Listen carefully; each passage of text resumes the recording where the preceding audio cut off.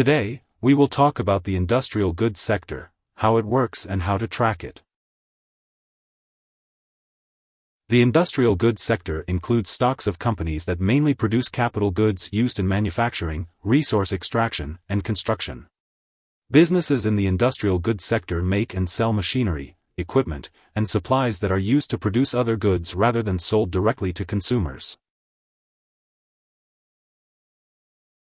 The industrial goods sector includes companies involved with aerospace and defense, industrial machinery, tools, lumber production, construction, waste management, manufactured housing, and cement and metal fabrication. Performance in the industrial goods sector is driven by supply and demand for building construction and manufactured products.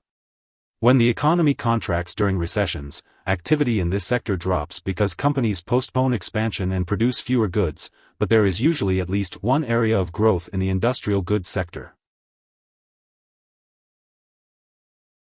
The Bureau of Labor Statistics and the U.S. Census Bureau provide valuable statistics and data on the industrial goods sector, including employment, union membership, growth projections, hourly wages, fatalities/injuries, and new orders of capital goods.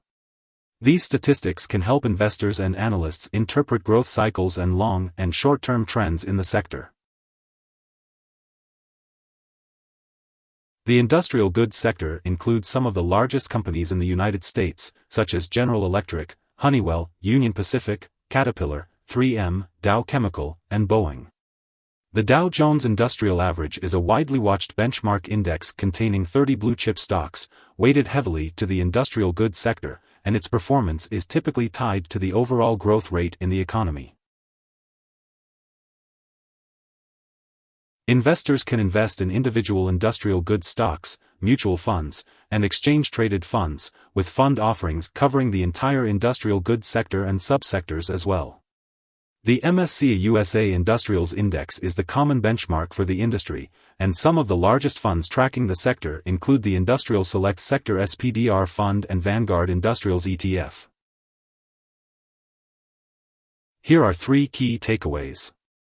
1. The industrial goods sector is a category made up of companies that make or sell machinery, equipment, or supplies used in manufacturing and construction.